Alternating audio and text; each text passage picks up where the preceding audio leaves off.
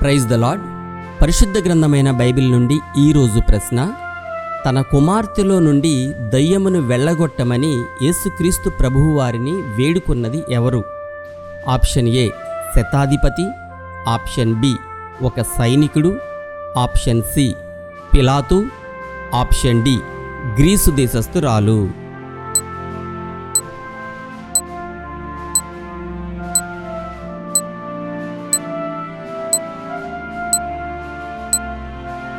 సరి అయిన జవాబు గ్రీసు దేశస్థురాలు.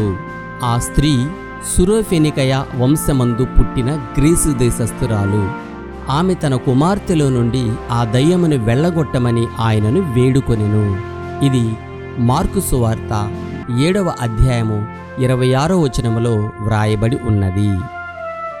యెహోవా ఇశ్రాయేలీయుల దేవా, పైనున్న ఆకాశమందైనను క్రిందనున్న భూమి అందైనను నీ వంటి దేవుడొకడునూ లేడు.